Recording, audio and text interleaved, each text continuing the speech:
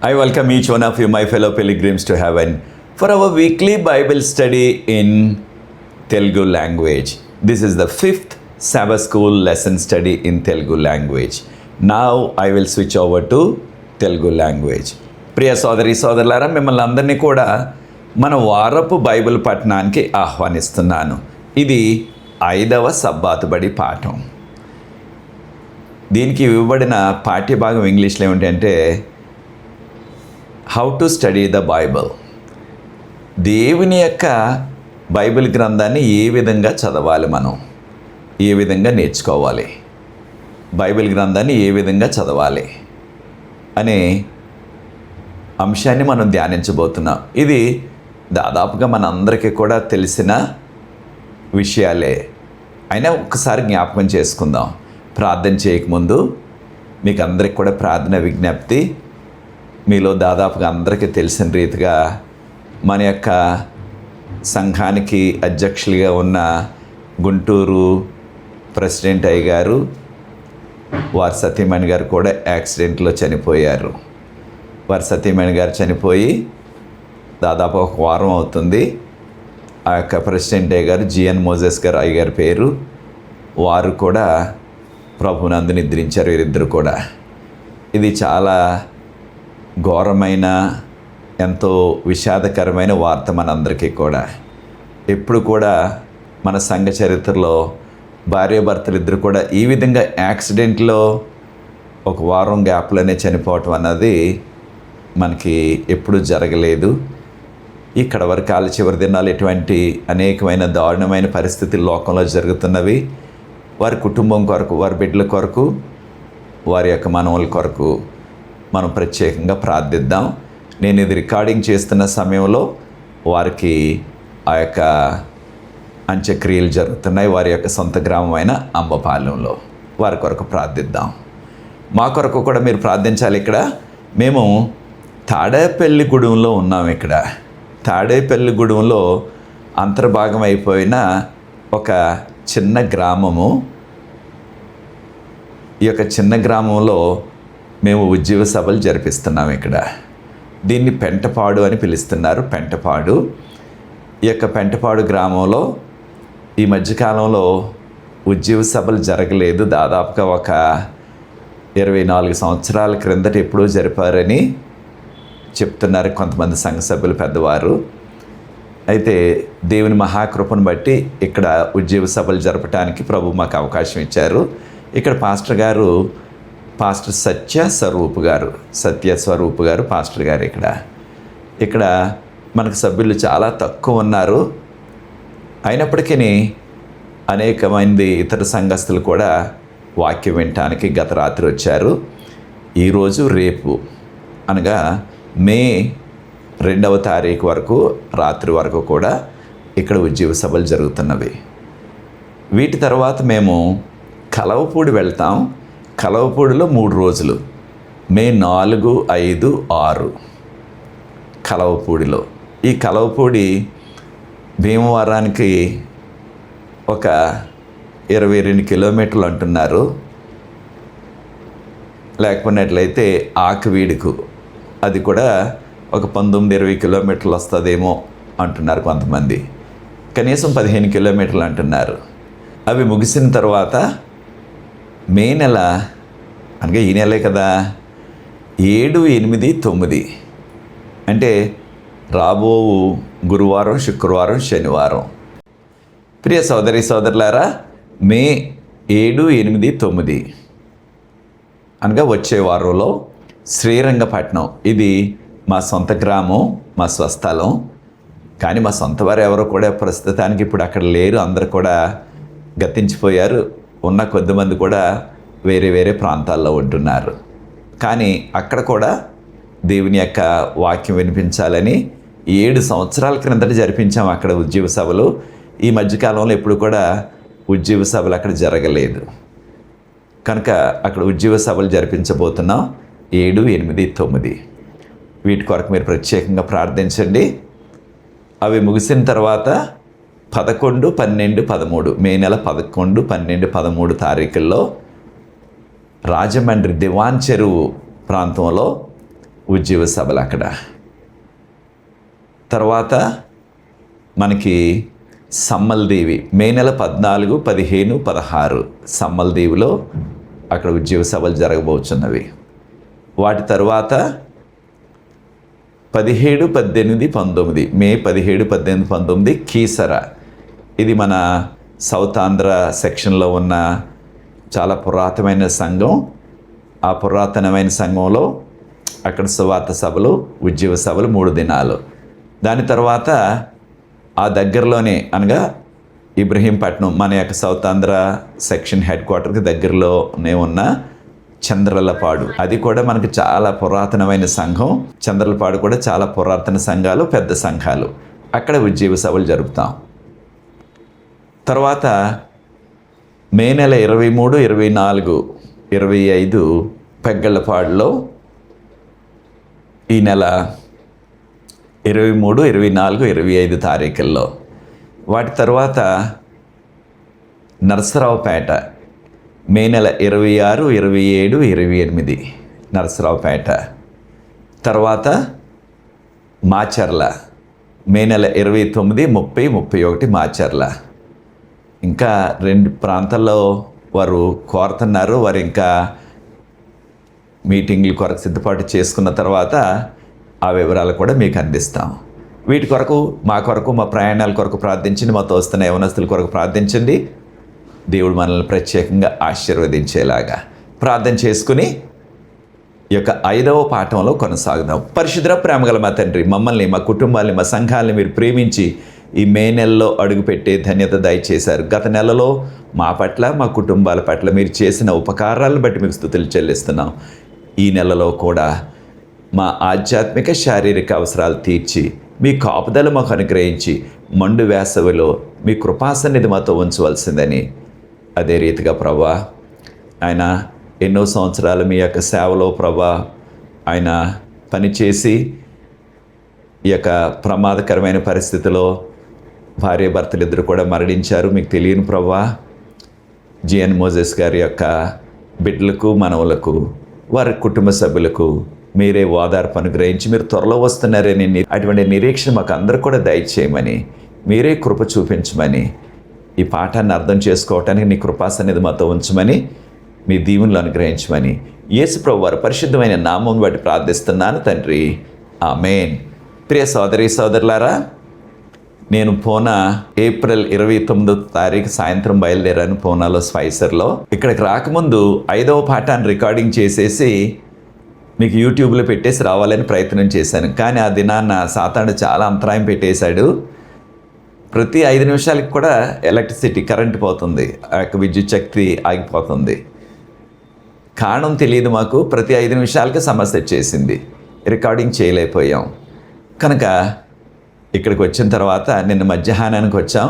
ఆ యొక్క ప్రయాణపు అలసటలో ఇక రికార్డింగ్ చేయలేకపోయాం. ఇప్పుడు ఈ యొక్క రికార్డింగ్ చేసి మీ కొరకు అందిస్తున్నాం. మీలో అనేక మంది ఈ యొక్క పాఠం కొరకు ఎదురు చూస్తున్నారు. ఆలస్యం అయిపోయింది, మన్నించండి. మరి ఇక్కడ వైఫై అంత స్పీడ్గా లేదు, కానీ కొంచెం ఉన్నది. మరి ఇది ఎప్పటికి మీకు అందుబాటులోకి వస్తుందో యూట్యూబ్లోకి. ఇక్కడ సహోదరుడు రోహిత్ మనకు సహాయం చేస్తున్నారు, రికార్డింగ్, ఎడిటింగ్ కూడా. రోహిత్ పూనాలో చదువుకున్నారు, మీకు తెలుసు. ఇప్పుడు ఇంటి వద్దే కాస్త ట్రీట్మెంట్ తీసుకుంటూ విశ్రాంతి తీసుకుంటున్నారు. అయినప్పటికీ మీటింగ్లకి ఇక్కడికి వచ్చి మాకు సహకరిస్తున్నారు. దేవునికి స్తోత్రాలు చెల్లిస్తున్నాం. ప్రార్థించండి యవనస్తుని కొరకు, నా కొరకు, ఇక మాతో వస్తున్న ఈ యొక్క బృందం కొరకు, వారందరి కొరకు దేవుని యొక్క నామం ఘనపరచబడాలా. మీకు తెలియచేసిన రీతిగా ఇప్పటికీ 11 గ్రామాలు ఖరారయ్యాయి. 2 గ్రామాలు ఒక్కొక్క రోజు 2 గ్రామాలకు వెళ్తాం. ఈ 11 కాక ఇంకా మరి ఎక్కడికి వెళ్ళాలో దేవుని చిత్తం, ఆయన యొక్క కృప. వీటి కొరకు ప్రార్థించండి. మనం నేర్చుకోబోయే 5వ పాఠం బైబిల్ గ్రంథాన్ని ఎలా చదవాలి, ఎలా పఠించాలి.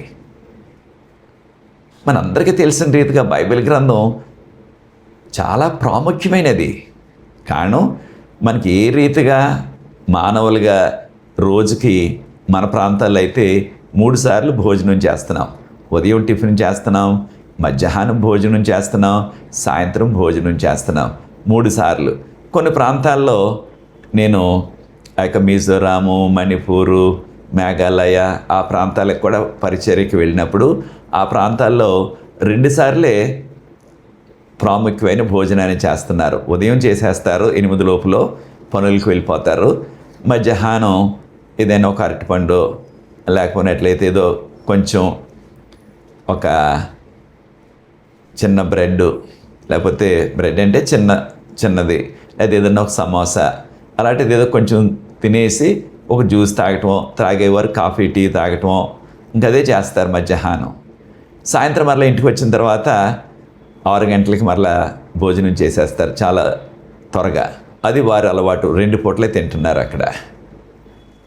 అయితే ఆధ్యాత్మికంగా మనం జీవించాలంటే మనకి కూడా ఆధ్యాత్మిక ఆహారం కావాలి. యేసుప్రభువారు ఏం చెప్పారు మనకి? మత్తయి సువార్త 4వ అధ్యాయం 4వ వచనంలో, మానవులు రొట్టె వలన మాత్రము కాదు కానీ, రొట్టె అంటే ఆహారం. కొన్ని ప్రాంతాల్లో రొట్టె తింటారు, కొన్ని ప్రాంతాల్లో మనం అన్నం తింటున్నాం, కొన్ని ప్రాంతాల్లో జొన్నలతో చేసిన రొట్టెలు, కొన్ని ప్రాంతాల్లో ఈ యొక్క చోళ్ళు అంటున్నాం, లేకపోతే రాగులు అంటున్నారు, దాంతో వండిన ఆ జావ లాంటిది. వారి ప్రాంతంలో వారికి ఇష్టమైంది వారు తింటున్నారు. ఏదైనా సరే ఆహారమే.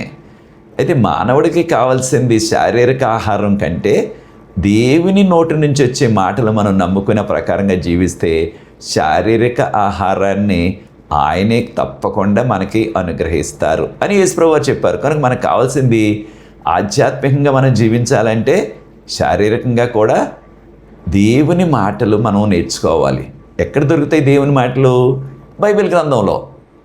కనుక బైబిల్ గ్రంథాన్ని మనం పఠించాలా. కనుక ప్రియ సోదరి సోదరులారా, మనకి ఇవ్వబడిన మూలవాక్యం, కంఠిత వాక్యం యెషయా గ్రంథం 55వ అధ్యాయం 10-11 వచనాలు. కారణం ఇంగ్లీష్లో 11 వచనం అని ఇచ్చారు, తెలుగులో 10-11 వచనాల్లో దాని యొక్క సారాంశం అంతా ఉన్నది. ఏ రీతిగా ఈ లోకంలో వర్షం వస్తుంది, ఆ విత్తనాలు మొలుస్తున్నాయి, ఆ విత్తనాలు విత్తే రైతు ఎంత సంతోషంగా దాన్ని పెంచుతున్నాడు, ఒక రోజున అది పంటకు వస్తుంది. అలాగే దేవుని నోటి నుంచి వచ్చే మాటలు ఏది కూడా ఒక్కటి కూడా వ్యర్థము కాదు, అది ఖచ్చితంగా ఫలిస్తుంది దేవుని మాటలు అని చెప్పబడ్డది మనకి. కనుక ప్రియ సోదరి సోదరులారా, దేవుని యొక్క మాటలు మనం నేర్చుకున్నట్లయితే వాటి ద్వారా మనకి ఎంతో మేలు కలుగుతుంది, ఎంతో దీవెన వస్తుంది. దీనిని మనం గుర్తించాలా. కనుకనే దేవుని వాక్యాన్ని చదవటానికి మనం ప్రాధాన్యత ఇవ్వాలా. చాలా సందర్భాల్లో మనం ఏం చేస్తున్నాం? ఈ యొక్క ఉరుకులు పరుగుల జీవితం అంటున్నాం. అంటే చాలా బిజీగా ఉంటుంది లైఫ్. కనుక ఉదయాన్నే మనకు సమయం దొరకట్లేదు. ఉదయం లేచిన వెంటనే మనం వెళ్ళిపోవాలి ఆ యొక్క స్కూల్కో, కాలేజీకో, లేకపోతే పనులకో, ఉద్యోగానికో, వ్యాపారానికో వెళ్ళిపోవాలా. కనుక ఉదయం ఎక్కువ సమయం ఉండటం లేదు. అయితే అప్పుడు కూడా మనం నిర్లక్ష్యం చేయకుండా దేవుని యొక్క వాక్యాన్ని తెరచి కొన్ని వచనాలు కొన్నైనా చదువుకొని ధ్యానించి ప్రార్థించి, ప్రభువా ఈ వచనాల ద్వారా ఈ దినాన్న మీరు నాతో ఏం మాట్లాడుతున్నారు, మీ వర్తమానం నాకు ఏంటి ప్రభువా అని ప్రార్థించుకొని చదివినట్లయితే మనం 2 వచనాలు చదివినా 3 వచనాలు చదివినా, కొన్ని సందర్భాల్లో ఒకే వచనాన్ని చదివినప్పటికీ దాని ద్వారా ప్రభు మనతో మాట్లాడతారు. అయితే మనకున్న కొంతమందికి ఉన్న అలవాటు ఏంటంటే, ఇలా బైబిల్ గ్రంథాన్ని తెరిచి అది ఏదో పేజీకి తెరుచుకుంటుంది. అప్పుడు ఆ పేజీలో మొట్టమొదటిగా వారి దృష్టి ఏ యొక్క వచనం మీద, ఏ అధ్యాయం మీద పడుతుందో దాన్ని 1, 2, 3, 4 వచనాలు చదివేసి దాన్ని మళ్ళీ మూసేసి ప్రార్థన చేసుకుని వెళ్ళిపోతున్నారు. అది కొంచెం ప్రమాదకరమైన పరిస్థితి. కారణం ఏంటంటే, మనము బైబిల్ గ్రంథాన్ని క్రమంగా, అంటే ఇంగ్లీష్లో సిస్టమేటిక్గా అంటున్నాం, అంటే ప్రతి అధ్యాయాన్ని, దానిలో ఉన్న ప్రతి వచనాన్ని మనం ధ్యానించుకుంటూ వరుసగా చదువుకొని వెళ్ళామనుకోండి, దానివల్ల ఎక్కువ మనం ఆధ్యాత్మికంగా దీవించబడతాం. అక్కడక్కడ చదివామనుకోండి, దానికి అనేకమైన చిక్కులు సమస్యలు వస్తాయి. అనేక సందర్భాల్లో మీరు విన్న, మీకు తెలిసిన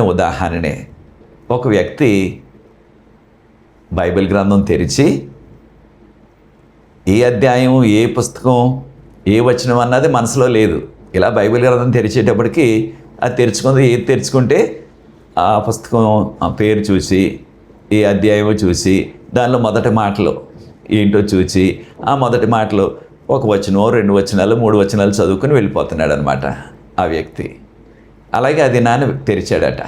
తెరిచేటప్పటికి ఆయన యొక్క దృష్టి దేని మీద పడ్డదంటే మత్తయి సువార్త 27 అధ్యాయం 5వ వచనం మీద ఆయన కళ్ళు పడ్డాయి. అంటే ఆయన మొట్టమొదటిగా తెరిచినప్పుడు ఆయన యొక్క దృష్టి ఆ వచనం మీద ఫోకస్ అయింది. ఏంటి అని చదివితే దానిలో యూదా ఇస్కరియోతు వెళ్ళి ఉరేసేసుకున్నాడు తను అని దానిలో రాయబడి ఉందంట. అది చూచి అయ్యో ఉదయాన్నే పొద్దున్నే ఇదేంటి లేనిపోని ఇలాంటి వచనం వచ్చింది, యూదా ఇస్కరియోతు ఉరేసుకుని చచ్చిపోయాడని, అది నాకెందుకు, ఇది వద్దు, ఇది ఏదైనా మంచి వాక్యం వస్తే, ఏదైనా ఆదరణకరమైన, ఏదైనా నాకు చక్కని ఉద్రేకాన్ని, ఉత్తేజాన్ని, ఆదరణను ఇచ్చే వాక్యం కావాలా అనేసి మూసేశాడంట. మూసేసి మళ్ళీ తెరిచాడంట. మళ్ళీ తెరిచేటప్పటికి మరలా బైబిల్ తెరుచుకుంది. తెరిస్తే ఇప్పుడే ఏదో చోట తెరుచుకుంటుంది కదా, ఏదో చోట బైబిల్ ఇలాగ ఓపెన్ అవుతుంది. తెరుచుకునేటప్పటికి ఈసారి లూకా సువార్త 10వ అధ్యాయం తెరవబడ్డది. ఈయన దృష్టి దేని మీద పడ్డదంటే ఆఖరిగా ఆ యొక్క కాగితంలో ఉన్న ఆ అధ్యాయంలో ఉన్న ఆఖరిగా ఉన్న మాటలు 37వ వచనం ఆయన దృష్టికి వచ్చింది. అనగా 37వ వచనాన్ని ఆయన యొక్క కళ్ళు చూస్తున్నాయి, ఆయన యొక్క దృష్టి చూస్తుంది. ఏంటిది, ఏముంది అని చదివితే నీవు కూడా వెళ్ళి అలాగే చెయ్యము అని ఉందంట. నీవు కూడా వెళ్ళి అలాగే చేయము. మొదటి వచ్చిన ఏం చదివాడు ఆయన, ఇందువరకు నచ్చం లేదు ఆయనకి, యూదా ఇస్కరియోతు వెళ్ళి ఉరివేసేసుకున్నాడని. రెండోది ఓపెన్ అయితే మళ్ళీ ఎలా వచ్చింది, నీవు కూడా వెళ్ళి అలాగే చెయ్యము అంటే ఆయన కూడా యూదా ఇస్కరియోతులాగా వెళ్ళిపోయి ఉరేసుకుని చనిపోవాలా? అది దేవుని యొక్క చిత్తం కాదు, దేవుని యొక్క వర్తమానం కాదు. అలా చేయకూడదు మనం. అంటే దేనికి చెప్తున్నానంటే అక్కడక్కడ ఈ విధంగా మనం చదివినట్లయితే ఇలాంటి అనర్థాలు వస్తాయి, ఇలాంటి లేనిపోని చిక్కులు తెచ్చిపెట్టుకుంటాం. దాన్నే మనొక క్రమంలో చదివామనుకోండి, అప్పుడు ఈ సమస్యలు రావు మనకి. కనుక ప్రియ సోదరి సోదరులారా, మనం వాక్యాన్ని క్రమంగా పఠించినట్లయితే చాలా మంచిది. దాని యొక్క సందర్భం కూడా మనకు అర్థమవుతుంది. కొన్ని సందర్భాల్లో ఆ వచనాల యొక్క సందర్భం తెలియాలంటే దానికి ముందున్న ఆ అధ్యాయాన్ని కూడా చదివితే ఇంకా చక్కగా మనకి విపులంగా అర్థమవుతుంది. కనుక కొన్ని సందర్భాల్లో ఒక వచనాన్ని మనం చూస్తామనుకోండి, ఆ వచనానికి ముందు వెనకాల ఉన్న ఆ వచనాల్లో కూడా ఏమున్నది అనే విషయాన్ని మనం చదివినట్లయితే, కొన్ని సందర్భాల్లో ఆ అధ్యాయానికి ముందున్న అధ్యాయం ఏమి ఉంది, ఆ అధ్యాయానికి తర్వాత ఉన్న అధ్యాయంలో ఏమున్నది అనే దీన్ని మనం ఇంగ్లీష్లో కాంటెక్స్ట్ అంటున్నాం. అంటే ఆ యొక్క సమయ సందర్భం అన్నమాట. దాన్ని కూడా మనం గమనించి చదివినట్లయితే అది ఎంతో మనకి ఉపకారంగా ఉంటుంది, ఎంతో ఉపయోగపడుతుంది. కనుక ప్రియ సోదరి సోదరులారా, ఈ విషయాలు మనం గుర్తుంచుకోవాలి. దేవుని బిడ్డలుగా మనము ప్రతిదినం కూడా మనందరికీ తెలిసిన రీతిగా రోజుకి 3 అధ్యాయాలు చదవగలిగి, అయితే 3 ఒకేసారి చదవాలనే నియమం ఏమీ లేదు. ఉదయాన్నే కొంచెం మనకి హడావుడి ఎక్కువ ఉంటుంది కనుక ఏదో పనులకు వెళ్ళిపోవాలా, పాఠశాలకు వెళ్ళిపోవాలా, రకరకాల పనులు, లేదా పొలానికి వెళ్ళిపోవాలా, కనుక ఏదో 1, 2, 3 వచనాలు చదువుకొని ధ్యానించుకొని ప్రార్థన చేసుకొని వెళ్ళిపోయి, మరలా మధ్యాహ్నం మనకి కాస్త ఎక్కువ తీరుకున్నప్పుడు, లేకపోయినట్లయితే మన పనులన్నీ అయిపోయిన తర్వాత సాయంత్రం ఎక్కువ తీరుకుంటుంది, అప్పుడు ఆ 3 అధ్యాయాలు మనం ముగించగలిగితే, అప్పుడు వారంలో సెలవు ఏ రోజు వస్తుందో చూసుకొని ఆ సెలవు దినాన 5 అధ్యాయాలు. 5 అధ్యాయాలు అంటే ఎంతసేపు చదువుతామా? అయితే ఓ పావు గంట, అంటే 15 నిమిషాలు లేదా 20 నిమిషాలు. ఇంకా మనం స్లోగా చదివామనుకోండి, ధ్యానపూర్వకంగా ఒక అరగంట, 5 అధ్యాయాలు అయిపోతాయి. ఈ విధంగా చదివినట్లయితే బైబిల్ గ్రంథం అంతా కూడా ఆదికాండం నుంచి ప్రకటన వరకు మనం చదివేయచ్చు. అది మనం జనవరి 1వ తారీఖున ప్రారంభిస్తే, ఉదాహరణకు మనం అలా చేయలేదు, ఇప్పుడు మే 1వ తారీఖున అలా మొదలుపెట్టామనుకోండి, ఆదికాండం మొదటి అధ్యాయాన్ని రోజుకి 3 అధ్యాయాలు, తర్వాత వారంలో సెలవు ఉన్నప్పుడు 5 అధ్యాయాలు, ఇలా చదువుకుంటూ వెళ్తే మనము వచ్చే సంవత్సరం మరలా మే 1 వచ్చేటప్పటికి మొత్తం బైబిల్ గ్రంథం అంతా చదివేయగలం. అయితే వట్టి చదివితే ఉపయోగం లేదు సుమా, ఏదో మంత్రాలు చదివినట్లుగా. అయితే దానిని ధ్యానపూర్వకంగా అర్థం చేసుకోవాలి. కనుక ఎప్పుడు మనం బైబిల్ గ్రంథం చదివినప్పటికీ ముందు ప్రార్థించి, ప్రభువా మీ పరిశుద్ధాత్మతో నన్ను నడిపించండి, మేము చదవబోయే మీ వాక్య భాగంలో నాకు ఈ దినానికి కావాల్సిన ఆ యొక్క వర్తమానం, నాకు ఈ దినానికి కావాల్సిన హెచ్చరిక, నాకు ఈ దినంలో మీ యొక్క నడుపుదల నాకు తెలియచేయండి ప్రభువా అని ప్రార్థన చేసుకుని అప్పుడు మనం బైబిల్ గ్రంథం తెరిచి మనం చదివినట్లయితే ఎంతో మేలుకరంగా ఉంటుంది. అయితే ఎన్నోసార్లు వాక్యాన్ని చదివినప్పటికీ దాన్ని మరలా చదివినట్లయితే అనేకమైన క్రొత్త కోణాలు, క్రొత్త ఆ యొక్క మెలకువలు, లేకపోతే క్రొత్త అర్థాలు పరిశుద్ధాత్ముడే మనకు బోధిస్తాడు. నా జీవితంలో అనేక మార్లు అటువంటివి నేను అర్థం చేసుకున్నాను. అయితే కొన్ని సందర్భాల్లో ఏం చేస్తుంటాం, మనం చదువుతున్నప్పుడు ఏదో చక్కని ఉద్దేశం, చక్కని ఆలోచన వస్తుంది ఆ వాక్య భాగం మీద. అది చదివేసి పెట్టేస్తే కొన్నిసార్లు మర్చిపోతాం. ఆ ఆలోచన వచ్చినప్పుడు అంటే పరిశుద్ధాత్ముడే మన యొక్క మనసుల్లో ప్రేరేపిస్తున్నారనమాట ఆ విషయాన్ని, ఆ ఆలోచనని. దాన్ని వెంటనే మనం ఆ యొక్క బైబిల్ గ్రంథంలోనే క్రింద మనకి ఖాళీ స్థలం ఉంటుంది కదా, మార్జిన్ అంటున్నాం కదా, అక్కడ చిన్న పెన్నుతోటో పెన్సిల్తోటో అయ్యి బాబోయ్ బైబిల్లో రాసేయటమే, అది దేవుని వాక్యం కదా రాయకూడదు అనుకునేవారు కూడా ఉంటున్నారు. ఇది దేవుడిచ్చిన వర్తమానం కనుక మనం దానిలో చిన్నగా ఒక తలంపు రాసి తర్వాత ఒకవేళ మనకి ఇంకా సిస్టమేటిక్గా చేయాలనుకున్నట్లయితే బైబిల్ చదువుతున్నప్పుడే మనకి ప్రక్కనే ఒక చిన్న నోట్ బుక్ అంటున్నాను చూడండి, చిన్న ఫైల్ లాంటిది పెట్టుకొని దానిలో వచ్చిన కొత్త ఉద్దేశాన్ని, పలానా అధ్యాయం ఉదాహరణకు ఉందనుకోండి, యెషయా గ్రంథం 55 అధ్యాయం నేను చదువుతున్నాను ఇవాళ, ఆ డేట్ వేసుకుని ఆ రోజున తారీఖు వేసుకుని దానిలో వచ్చిన ఆ ఉద్దేశాన్ని ఇటువంటి చదువుతున్నప్పుడు ఆలోచన ప్రభువు నా మనసులో పుట్టించారని అక్కడ రాసుకోవచ్చు ఆ యొక్క ఫైల్లో, ఆ యొక్క పుస్తకంలో. తర్వాత కాలంలో దాన్ని ప్రార్థనాపూర్వకంగా ఒక వర్తమానంగా మనం దాన్ని డెవలప్ చేయొచ్చు, అలా కూడా చేయొచ్చు. కనుక చదివినప్పుడు ధ్యానపూర్వకంగా వచ్చిన ఆలోచనలు అక్కడ ఒక పుస్తకంలో కానీ, అది చిన్నదే అయినట్లయితే ఆ బైబిల్ క్రింద ఉన్న మార్జిన్లో కానీ ఒక చిన్న 2 మాటలు రాసినట్లయితే కొన్ని సందర్భాల్లో అక్కడ డేట్ కూడా వేసామనుకోండి, తారీఖు, ఓ పలానా తారీఖుని ఈ ఆలోచన వచ్చింది నాకు అనే అవగాహన కూడా వస్తుంది. అలా చాలామంది భక్తులు చేస్తున్నారు. అయితే మనం అలాగే మన బైబిల్ గ్రంథంలో చిన్న ఆ యొక్క అంటే మన సొంత మాటలు దానిలో మనం బైబిల్లో మనం జతపరచట్లేదు, కానీ ఆ ఆలోచన దానిలో మనం రాసుకుంటున్నాం, ఈ విధమైన ఆలోచన నాకు ప్రభువు ఇచ్చారని. దానివల్ల ఎటువంటి లోపం లేదు, పాపం లేదు ఆ విధంగా చేయటం వల్ల. అయితే ప్రియ సోదరి సోదరులారా, మనము బైబిల్ గ్రంథాన్ని ఈ విధంగా క్రమంగా అంటే సిస్టమేటిక్గా, రెగ్యులర్గా అంటున్నాం ఇంగ్లీష్లో, చదివినట్లయితే, ధ్యానించినట్లయితే అది ఎంతో మనకి మేలు చేస్తుంది. ఆ మేలును మనం దేవుని కొరకు ఉపయోగించుకోవచ్చు, దాన్ని మనం సాక్ష్యంగా చెప్పవచ్చు. లేకపోయినట్లయితే మన యొక్క తోటి వారికి, మన స్నేహితులకు ఈ విధమైన నేను అర్థాన్ని నేను చేసుకున్నాను పలానా వచనాన్ని చదివి అని కూడా చెప్పవచ్చు. ఒకవేళ ఇటువంటి పరిస్థితుల్లో మనకున్న ఆ వాట్సాప్లోనో ఫేస్బుక్లోనూ కూడా ఈ విధంగా నేను చదివాను పలానా దినాన్న, ఈ విధమైన ఆలోచనలు ప్రభు నాకు ఇచ్చారు అని కూడా దాన్ని మనం పెట్టుకోవచ్చు ఆ ఫేస్బుక్లోనో వాట్సాప్లోనో. దాని ద్వారా కొంతమంది అయినా దీవించబడే అవకాశం ఉంది. కనుక ప్రియ సోదరి సోదరులారా, దేవుని వాక్యాన్ని మనము క్రమంగా ధ్యానించాల. కారణం ఏంటి? దేవుని వాక్యం ఎంతో గంభీరమైనది, ఎంతో గంభీరమైనది. మనం ఇదివరకు చెప్పుకున్నట్లుగా అది జుంటి తేనె కంటే తీయనైనది. కీర్తన 119, 119 అంటున్నాం, కొన్ని ప్రాంతాల్లో 103, 103 అంటున్నాం ఆ యొక్క వాక్యంలో.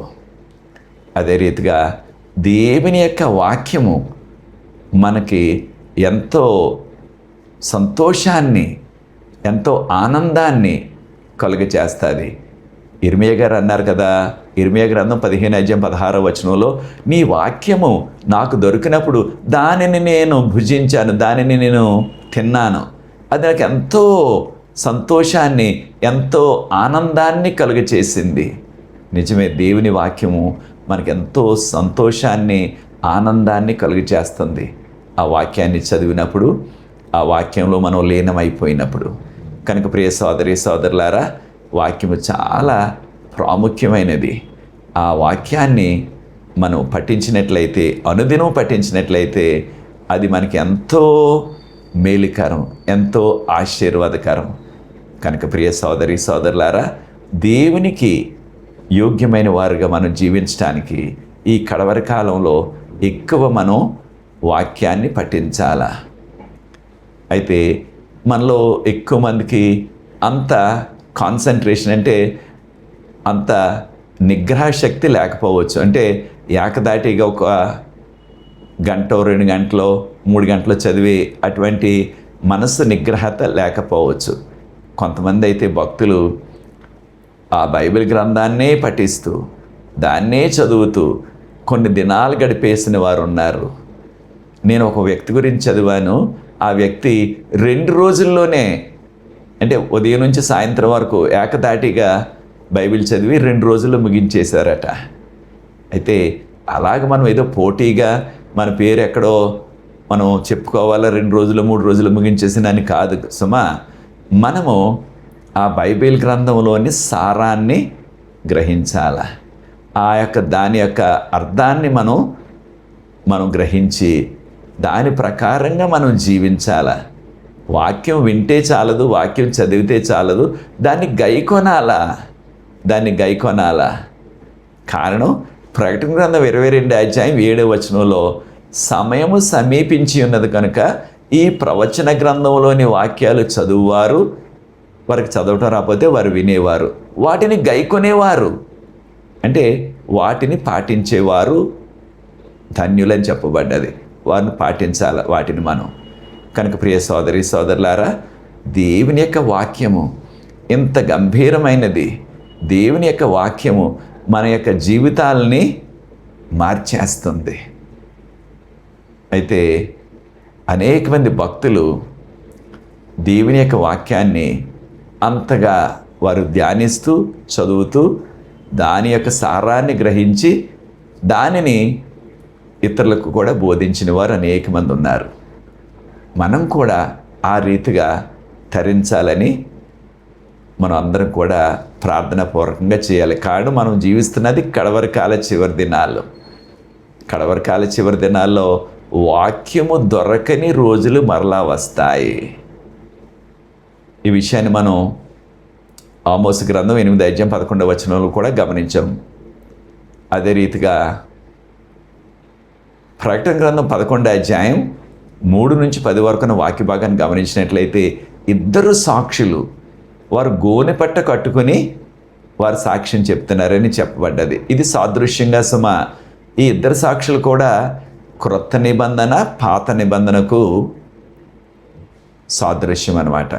కొంతమంది ఈ 2 సాక్షులు కూడా మోషే గారు, ఏలియా గారు అని అనుకుంటున్నారు. అది సరికాదు. కారణం, వీరిద్దరు సాక్షులు కూడా 1260 దినాలు సాక్ష్యం చెప్పారని చెప్పబడ్డది బైబిల్ గ్రంథంలో. ముఖ్యంగా దానియేలు, ప్రకటన గ్రంథంలో ఒక దినం అంటే ఒక సంవత్సరం. 1260 దినాలు సాక్ష్యం చెప్పారంటే 1260 సంవత్సరాలు. ఈ మానవుడు కూడా 1260 సంవత్సరాలు జీవించలేదు కదా. ఈ భూమి మీద 1000 సంవత్సరాలు ఎవరూ జీవించలేదు. ఎక్కువ సంవత్సరాలు జీవించిన వ్యక్తి మెతుసాల. ఆయన 967 సంవత్సరాలు జీవించారు, చనిపోయాడు. అయితే వీరిద్దరు సాక్షులు కూడా 1260 దినాలు సాక్ష్యం చెప్పారు గోనెపట్ట కట్టుకొని. గోనెపట్ట కట్టుకోవటం ఏమిటి? పూర్వకాలంలో ఎవరైనా గోనెపట్ట కట్టుకున్నట్లయితే, అంటే గోనె సంచి, దాన్నే వస్త్రంగా ధరించినట్లయితే గోనెపట్ట అంటున్నాం దాన్ని. ఆ రోజుల్లో గోనెపట్టను ఈ యొక్క గోగినార ద్వారా చేసేవారు. జనపనార అంటారు దాన్ని. కొన్ని ప్రాంతాల్లో. ఈ రోజుల్లో అటువంటి గోనె పట్టాలు ప్లాస్టిక్తో వచ్చేసాయి. అయితే ఆ రోజుల్లో జనపనారతో చేసినవి ఎవరైనా ధరించారంటే ఖచ్చితంగా వారు మనకు చెప్పక్కర్లేదు. అటువంటి వారు ఎక్కడైనా మనకి రోడ్డు మీద కానీ ఎక్కడైనా మనకి ఎదురైనట్లయితే వారి ఇంట్లో చాలా పెద్ద విషాదం వచ్చేసింది, ఎవరు మరణించారు. అలాంటి విషాదకరమైన పరిస్థితి వారి ఇంట్లో వస్తే వారు గోనె పట్ట కట్టుకునేవారు. కనుక వీరు కూడా గోనె పట్ట కట్టుకుని 1260 దినాలు సాక్ష్యం ఇచ్చారంటే 1260 సంవత్సరాల సాక్ష్యం అంటే ఎంతో కఠినమైన పరిస్థితులు. అనగా బైబిల్ గ్రంథాన్ని అనుమతించలేదు ఆనాటి రోమా సంఘం. దానిని సాదృశ్యంగా 2 సాక్షులు గోనె పట్ట కట్టుకొని సాక్ష్యం ఇచ్చారని చెప్పబడ్డాది. అయితే ప్రియ సోదరి సోదరులారా, బైబిల్ గ్రంథాన్ని చదువుతున్నారని ఈ యొక్క చైనాలో ఉన్న వాచ్మెన్, ఆయన పేరు, ఆయన 1952 నుంచి 1972 వరకు, అంటే 20 సంవత్సరాలు ఆయన జైల్లో పెట్టేసి, మనకున్న ఆధారాలు ఏమిటంటే ఆయన నాలుకను కూడా కోసేశారట. ఆనాటి కమ్యూనిస్టు చైనా ప్రభుత్వం వారు నాలుగు కూడా కోసేశారు. దీనికి ఆ యొక్క జైల్లో తక్కిన వారికి ఆయన వాక్యాన్ని, కంటత పెట్టేసిన వాక్యాన్ని ఆయన యొక్క జ్ఞాపకాల నుంచి, అనగా ఆయన మెమరీ అంటున్నాం కదా ఇంగ్లీష్లో, ఆయన మనసులోనే అదంతా కూడా కంటత వచ్చేసింది కాబట్టి ఆ వాక్యాలు చెప్తున్నాడని ఆయన నాలుగు కూడా కోసేశారంటే 20 సంవత్సరాలు ఆయన జైల్లోనే చనిపోయాడు ఆయన వాక్యం కొరకు. అనేక మంది ఎన్నో త్యాగాలు చేశారు వాక్యం కొరకు. అయితే ప్రియ సోదరి సోదరులారా, ఇప్పుడు కూడా కొంతమంది వాక్యాన్ని చదువుకోవటానికి వారి కుటుంబస్తులు ఒప్పుకోవటం లేదు. కారణం ఆ వ్యక్తి ఒక్కరే విశ్వాసి, కుటుంబస్తులందరూ కూడా అన్యులు. బైబిల్ గ్రంథాన్ని చదవటానికి ఒప్పుకోవటం లేదు. బైబిల్ గ్రంథం తెచ్చుకుంటే దాన్ని ఎక్కడో పడేసేస్తున్నారు, దాచేస్తున్నారు. కొన్ని సందర్భాల్లో దాన్ని ఇక ఎక్కడో విసిరేస్తున్నారు వారికి దొరకకుండా. అలాంటి వారు అనేక మంది ఇంకా ఉన్నారు. మా దగ్గరికి కూడా, మేము ఉంటున్న పూనాలో స్పైసరు అడ్వెంటిస్ట్ యూనివర్సిటీలో ఒక యవన స్త్రీ, వారు బ్రాహ్మలు, ప్రభువుని తెలుసుకున్నది ఒక్కతే, కుటుంబ సభ్యులందరూ కూడా ఇంకా అన్యులు. అయితే వారు ఏ విధమైన బైబిల్ గ్రంథాన్ని కూడా చదవటానికి ఒప్పుకునేవారు కాదు. ఎవరైనా బైబిల్ గ్రంథం ఇచ్చినట్లయితే ఇంటికి తీసుకువెళ్తే దాన్ని వారు దాచేసేవారు, ఎక్కడ తనకు కనపడకుండా. ఇటువంటి పరిస్థితులు అనేక మంది ఇంకా పడుతూనే ఉన్నారు. అప్పుడప్పుడు నాకు కొంతమంది ఫోన్ చేస్తూ ఉంటారు. మన టీవీ కార్యక్రమం సోమవారం ఉంటుంది కదా, సాయంత్రం 6 నుంచి 6:30 దాకా.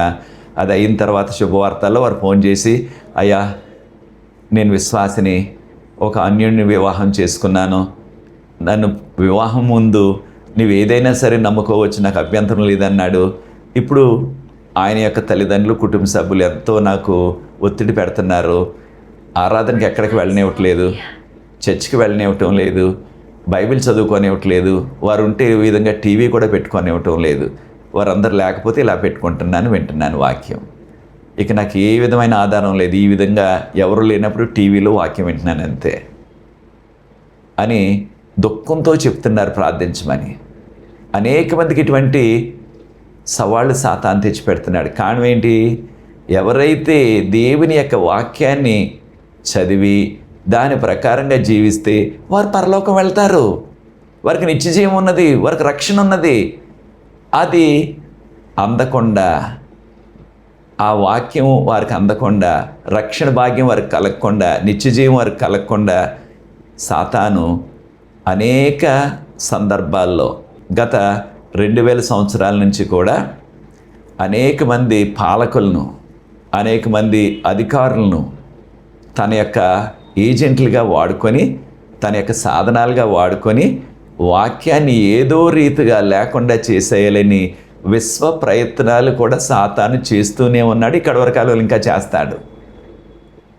ఆ కమ్యూనిస్ట్ ప్రాంతాల్లో బైబిల్ గ్రంథం అంటే వారు అనుమతించేవారు కాదు. బైబిల్ ఎవరి దగ్గర ఉంటే వారిని జైల్లో వేసేసేవారు పట్టుకెళ్ళి. అనేకమైన మంది ఆ విధమైన ఘోరమైన కఠిన కారాగార శిక్షను అనుభవించారు. కారణం బైబిల్ని కలిగి ఉండటం వల్ల, బైబిల్ని చదవటం వల్ల. నిజమే ప్రియ సోదరి సోదరులారా, ఎవరైతే దేవుని నమ్ముకుంటున్నారో, ఆయన ఆజ్ఞలు పాటిస్తున్నారో వారి మీదకి సాతాను యుద్ధానికి వస్తున్నాడని ప్రకటన గ్రంథం 12:17 చెప్పబడ్డది. కాగా ఘట సర్పం అంటే సాతాను అనమాట. సాతానికి సాదృశ్యంగా ఘట సర్పం అని వాడారు. అంటే ఆ ఘట సర్పం ఎంత ప్రమాదకరమో అంత ప్రమాదకరం సాతాను అనమాట. కనుకనే ఏదైనా తోటలో సాతాను ఆది సర్పం లాగా సర్పరూపంలో వచ్చి ఆదామును అవును మోసం చేసేసాడు. కనుక ఈ ఘట సర్పం ఆగ్రహం అంటే కోపం తెచ్చుకొని ఎవరైతే యేసు ప్రభువుని గురించి సాక్ష్యం కలిగి ఉన్నారు, ఎవరైతే దేవుని యొక్క ఆజ్ఞలు కలిగి ఉన్నారో, దేవుని యొక్క ఆజ్ఞలు పాటిస్తున్నారో వారి మీదకి యుద్ధానికి వస్తున్నాడు అని చెప్పబడ్డది. యుద్ధం చేయటానికి దేనికి వస్తారు? హతం చేసేయటానికి, వారు నాశనం చేసేయటానికి ఆ యుద్ధం వస్తుంది. ఆ యుద్ధ వీరులు వస్తారు. సాతాను కూడా మన మీద యుద్ధం ప్రకటిస్తున్నాడు. ఇది ఆధ్యాత్మిక యుద్ధం. దేనికి? మనం దేవుని నమ్ముకుని ఆయన వాక్యాన్ని చదువుతూ వాక్య ప్రకారంగా 10 ఆజ్ఞల ప్రకారంగా జీవిస్తున్నామని సాతానికి చాలా కోపం. అలా చేసినట్లయితే అనగా దేవుని వాక్యపు వెలుగులో, దేవుని యొక్క 10 ఆజ్ఞల వెలుగులో మనం జీవించినట్లయితే మనకు నిత్య జీవం వస్తుంది. కనుకనే ప్రియ సోదరి సోదరులారా, అది కలగకుండా, ఈ వాక్యం అందకుండా సాతాను ఈ విధంగా అడ్డు పెట్టేస్తున్నాడు. అయితే ఈ కడవరకాల చివరి దినాల్లో దేవుని వాక్యం మనం విని దాన్ని చదివి దాని ప్రకారంగా జీవిస్తూ ఆయనకు మహిమకరమైన జీవితాలు జీవిద్దాం. ప్రియ సోదరి సోదరుడా, మనకి దేవుని యొక్క వాక్యం అనేది చాలా ప్రాముఖ్యం. వాక్యము అని ఆహారం లేకపోయినట్లయితే ఆధ్యాత్మికంగా మనం క్షీణించిపోతాం, ఆధ్యాత్మికంగా మనం మరణిస్తాం. ఆధ్యాత్మికంగా మనం బలపడాలంటే ఆధ్యాత్మికంగా దేవునితో మనము ఆ రిలేషన్షిప్ అంటే ఆ సత్సంబంధాన్ని మనం కొనసాగించుకుంటూ ఇంకా ఆ సత్సంబంధాన్ని బలపరుచుకోవాలంటే వాక్యము మనకి చాలా ప్రాముఖ్యం. వాక్యము, ప్రార్థన, ఈ రెండు కూడా ఆహారము, మంచినీరు లాంటివి. మంచినీరు లేకుండా, ఆహారం లేకుండా ఎంతకాలం మనం జీవించగలం? కొద్ది రోజులే, తర్వాత గతించిపోతాం. ఆహారం అనేది దేవుని యొక్క వాక్యము. మంచినీరులాగా ప్రార్థనను మనం పోల్చుకోవాలి. కనుక కడవరకాల చివరి దినాల్లో ప్రభువులో మనం బలపడటానికి, ప్రభువులో మనం కొనసాగటానికి వాక్యాన్ని మనం అనుదినం కూడా పఠిస్తూ ప్రభువులో జీవిద్దాం. కనుక ప్రియ సోదరి సోదరులారా, కొన్ని సందర్భాల్లో కొన్ని విషయాలు, కొన్ని మాటలు మనకు అర్థం అవ్వకపోవచ్చు. ఈ రోజుల్లో బైబిల్ డిక్షనరీలు అంటున్నారు. ఆన్లైన్లో అనేకమైనవి మనకు అందుబాటులో వస్తున్నాయి. పూర్వకాలంలో వాటిని మన పుస్తకాల రూపంలో బైబిల్ డిక్షనరీ అని, బైబిల్ నిఘంటు అని, బైబిల్ పదకోశం అని రకరకాలుగా అమ్మేవారు. ఈ రోజుల్లో అటువంటి శ్రమ లేకుండా మనకి ఫోన్లోనే, ఇంటర్నెట్లో అవన్నీ కూడా దొరికేస్తున్నాయి. ఒకవేళ ఏదైనా ఒక మాట మనకు అర్థం అవ్వలేదనుకోండి, దాని యొక్క అర్థం ఏంటని మనం ఆ ఇంటర్నెట్లో చూసుకునే అవకాశం ఈ రోజుల్లో ఫోన్ వాడుతున్న, ఈ మొబైల్, ఇంటర్నెట్ వాడుతున్న వారందరికీ అవకాశం ఉంది. ఇది ఇంగ్లీష్లోనే కాదు, మన భాషలో కూడా అందుబాటులోకి వచ్చేసి ఇలాంటివన్నీ కూడా. కనుక ప్రియ సోదరి సోదరులారా, ఆ అవకాశాన్ని కూడా సద్వినియోగం చేసుకుని, ఒకవేళ ఇంకా మనం అనుకున్న దానికి ఆ ప్రశ్నకు సరైన జవాబు రాలేదనుకోండి, ఖచ్చితంగా ప్రార్థిస్తే పరిశుద్ధాత్ముడు మనకి వివరాలు అందిస్తారు. ఒకవేళ సందర్భాన్ని బట్టి మీరు ఇంకా కొన్ని వివరాలు ఎక్కువ తెలుసుకోవాలంటే మీకు సమయం ఉన్నప్పుడు సాయంత్రాలు, అంటే ఈ మధ్యలో ఈ వేసవకాలం అంతా మేము ఇక్కడ మీటింగ్లో ఉంటున్నాం, ఒకవేళ అటువంటి అనుమానం లేకపోతే అటువంటి సందేహం మీకు వచ్చినట్లయితే, అటువంటి ప్రశ్న వచ్చినట్లయితే నాకు ఫోన్ చేసినట్లయితే సాయంత్రాలు 6 తర్వాత ఖచ్చితంగా మీకు అందుబాటులో ఉండి మీకు కొంతైనా వివరణ ఆ యొక్క వచనం మీద లేకపోతే ఆ అనుమానాన్ని తీర్చడానికి నా శాయశక్తిలా నా ప్రయత్నాన్ని నేను చేస్తాను. నాకు వల్ల అనేక మంది సేవకులు ఉన్నారు, దేవుని యొక్క వాక్య పరిచర్య చేస్తున్నవారు. వారిని ఎవరైనా సరే మీరు ఆ ప్రశ్న అడిగి దానికి జవాబును మీరు పొందవచ్చు. దాని ద్వారా మనకెంతో మేలు కలుగుతుంది. కనుక ప్రియ సోదరి సోదరులారా, మనము ఈ బైబిల్ గ్రంథాన్ని క్రమంగా పఠిస్తూ సిస్టమేటిక్గా చదువుకుంటూ దాని ద్వారా ఆధ్యాత్మిక మేలు పొందాలని మిమ్మల్ని అందరినీ కూడా కోరుతున్నాను. ప్రభు మిమ్మల్ని ప్రత్యేకంగా దీవించుగాక. ప్రార్థించి ఈ 5వ పాఠాన్ని ముగిస్తాను. మరి దేవుని చిత్తంలో ఎక్కడో చోట అవకాశం చూసుకుని ఆ 6వ పాఠాన్ని కూడా ఈ రీతిగా దీన్ని మొబైల్లోనే మేము రికార్డింగ్ చేసి మీకు అప్లోడ్ చేయడానికి ప్రయత్నం చేస్తున్నాం. ఆ విధంగా చేస్తున్నాం. కనుక ఆ రీతిగానే ఈ వేసవకాలం అంతగా మే నెల అంతా జూన్ మధ్య వరకు కూడా ఇదే పద్ధతి పాటించాలి. కారణం ఏంటంటే మరి మేము అక్కడ లేం కనుక ఆ ఇంటి వద్ద ఉన్న పెద్ద కెమెరాతో స్టూడియోలో కూర్చొని చేయటానికి అవకాశం లేదు. మా ఇంటి వద్ద అయితే ఆ యొక్క చిన్న స్టూడియో లాగా ఒక రూమును మేము మా పడక గదిలోనే ఒక సగ భాగాన్ని ఆ విధంగా స్టూడియోలాగా చేసుకొని రికార్డింగ్ చేసి ఆ యొక్క డెస్క్టాప్ కంప్యూటర్తో ఎడిటింగ్ చేసి మీకు అందిస్తున్నాం. ఇప్పుడు మరి అన్ని సదుపాయాలు లేవు కనుక వీలైనంత దీన్ని మేము ఎడిటింగ్ చేసి మీకు అందించడానికి, మరి ఎడిటింగ్ చేయడానికి కూడా అన్నీ మాకు సదుపాయాలు, మళ్ళీ దీన్ని యూట్యూబ్లోకి ఎక్కించడానికి కావాల్సిన ఇంటర్నెట్ సదుపాయాలు అన్ని చోట్ల లేవు. దేవుని యొక్క కృపలో ఎక్కడ అందుబాటులో ఉంటే అక్కడ ఖచ్చితంగా మేము చేసి మీకు అందించడానికి ప్రయత్నం చేస్తాం. మా కొరకు, ఈ సభల కొరకు, ఈ యొక్క రికార్డింగ్స్ కొరకు కూడా మీరు ప్రార్థించండి. ప్రభు మిమ్మల్ని దీవిస్తారు. ప్రార్థించి ఈ 5వ పాఠాన్ని ముగిస్తాను. ప్రార్థన. పరిశుద్ధ ప్రేమగల మా తండ్రి, మీకు స్తుతులు, స్తోత్రాలు, వందనాలు చెల్లిస్తున్నాం. మమ్మల్ని, మా కుటుంబాలని, మా సంఘాలని మీరు ప్రేమించి ఈ నూతన నెలలో ప్రవేశపెట్టారు. 5వ పాఠాన్ని చదవటానికి, కొన్ని విషయాలు నేర్చుకోవడానికి మీరు అవకాశం ఇచ్చారు. మీకు వందనాలు చెల్లిస్తున్నాం. మీరు ప్రత్యేకమైన కృపను మాకు అనుగ్రహించి, మీ ఆశీర్వాదం అనుగ్రహించి, వాక్యాన్ని మేము ఏ విధంగా పఠించాలో ఆ విషయాలు ప్రభా మేము నేర్చుకున్నాం. కొన్ని ఈ యొక్క విషయాల ద్వారా వాక్యాన్ని మేము చక్కగా పఠిస్తూ వాటిలోని ఆధ్యాత్మిక మర్మాలు అర్థం చేసుకొని వాటి ప్రకారంగా జీవిస్తూ మీకు యోగ్యమైన కుమారులుగా, కుమార్తెలుగా జీవించే కృప దయచేయమని, ఈ వీడియోని ఎవరైతే వీక్షించబోతున్నారో, ఈ వీడియోని ఇతరులకు ఎవరైతే పంచుతున్నారో వారందరిని దీవించమని, నాకు ఇక్కడ సహకరిస్తున్న నీ యొక్క కుమారుడు ప్రభా రోహిత్ని ప్రత్యేకంగా దీవించవలసిందని యేసు ప్రభు వారి పరిశుద్ధమైన నామమును బట్టి ప్రార్థిస్తున్నాను తండ్రి. ఆమేన్.